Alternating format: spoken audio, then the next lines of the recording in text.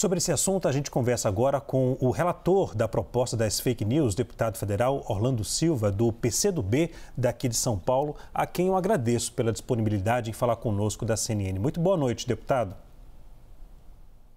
Boa noite, Leandro. Boa noite aos amigos da CNN. Deputado, há chances de o projeto ser analisado pelos parlamentares em 2024, no ano que vem? Eu acredito que sim. Esse é um tema, Leandro, que não é um tema do Brasil. Isso é um tema que o mundo inteiro debate. A regulação de plataformas digitais é um tema global. A Europa votou a lei dos serviços digitais, a Austrália, Canadá, França, a Alemanha já tinha uma lei anteriormente. Porque a internet, o mundo virtual, é uma realidade. Nossa vida, a economia, a cidadania, a cultura, a vida social, tudo isso está girando em torno do mundo virtual. E é normal que nós tenhamos que aperfeiçoar a legislação dos países para que o uso seja sadio e a internet seja um lugar seguro para a convivência de todos nós. Então, não tenho a menor dúvida que é necessário que nós aprovemos a regulação das plataformas digitais. É claro que é um tema polêmico, um tema controverso. E nós temos que enfrentar a controvérsia dialogando, construindo consensos. E eu tenho confiança de que nós podemos, sim, em 2024, ter melhores condições para apreciar esse texto. Deputado, o senhor defende a regulação das plataformas digitais, como o senhor falou agora. O que seria essa regulação? Veja, existe alguns temas, 2 ou 3 que eu chamaria a atenção de vocês. Primeiro, é necessário nós termos transparência na operação dos serviços digitais. Aliás, as plataformas digitais, as Big Techs aqui no Brasil, diziam que o texto que nós defendemos era muito detalhista. Só que a lei de serviços digitais na Europa tem um texto ainda mais detalhista. Então, eu quero que as empresas internacionais sigam no Brasil o parâmetro que elas têm na União Europeia, por exemplo. Eu vou dar um dado prático para vocês. Como é feita a operação dos serviços digitais? Essas plataformas respeitam os direitos fundamentais ou não? Quem decide, quem vê, quem ouve, quem não vê e quem não ouve as determinadas mensagens? A chamada transparência algorítmica. Como isso pode se dar? Então, regras de transparência é um primeiro aspecto. Segundo aspecto, é necessário nós termos responsabilidade quando essas empresas não cumprem com os seus objetivos. Porque há um mecanismo que é notificação e decisão. Você sendo notificado de que é um conteúdo ilegal, um conteúdo que pode promover dano à vida de alguém, essas plataformas passam a ter obrigação de analisar e, eventualmente, remover esses conteúdos. Então, se não fizer, serão responsabilizadas.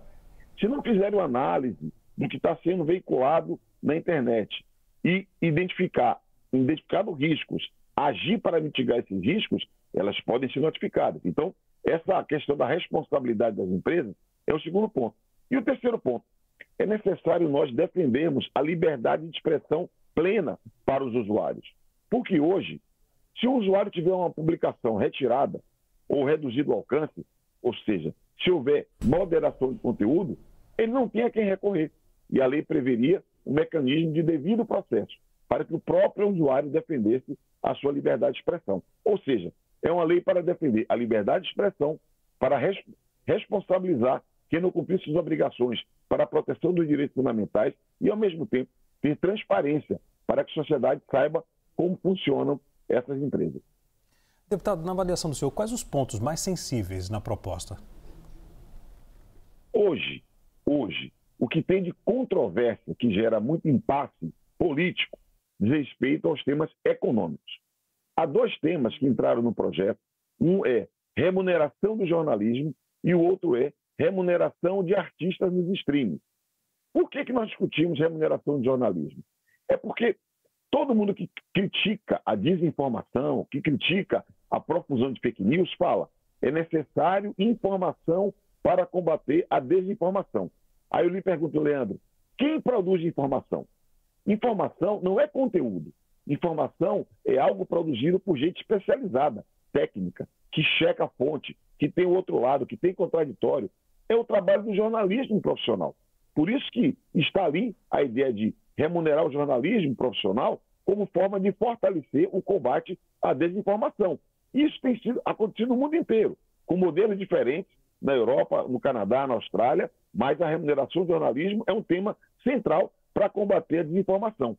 E o debate sobre streaming é um tema que surgiu na fase final, na reta final da tramitação da proposta, porque vários parlamentares reivindicaram que esse tema, como regula o ambiente virtual, incorporasse a remuneração de artistas no streaming, que é um tema que não é exatamente vinculado ao combate à desinformação, é um tema conexo, digamos assim. Esses dois temas é que pegam. Por quê? Porque envolve a partilha dos altos lucros das Big Tech.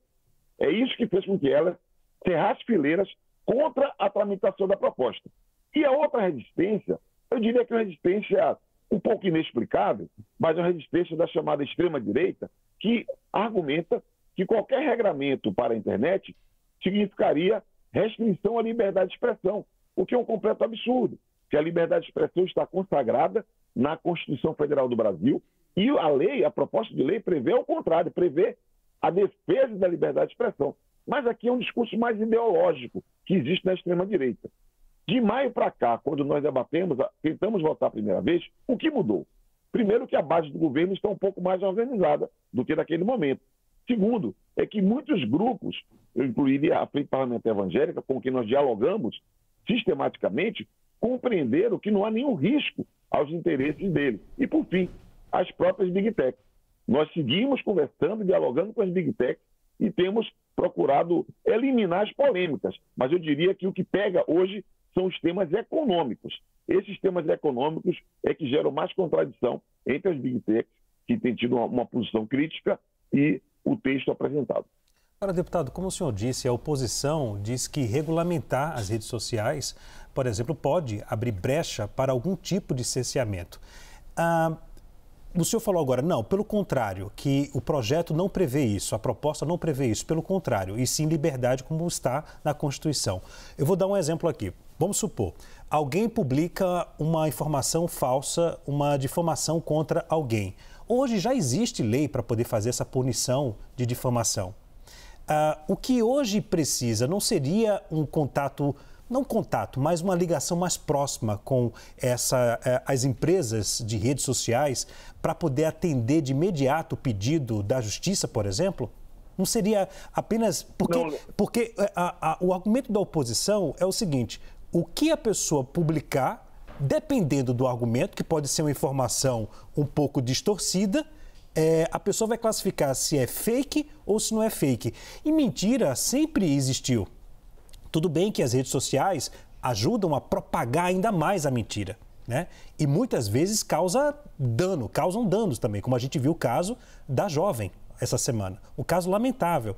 Mas será que não deveria haver ali que as empresas de redes sociais deveriam agir de forma mais rápida após um pedido da justiça, num caso desse?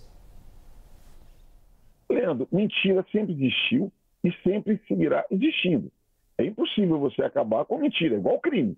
Uma lei, inclusive, ela não vai acabar com crime. Ela pode tipificar uma conduta, mas há pessoas que continuam agindo criminosamente.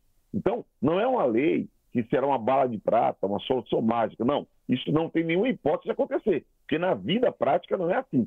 Agora, o que é que tem de diferente no debate que fazemos agora? Primeiro, a lei brasileira da internet, que é o Marco Civil da Internet, ela cria uma imunidade para as plataformas digitais no seu artigo 19, quando fala que essas empresas só podem ser responsabilizadas se não cumprirem uma decisão judicial.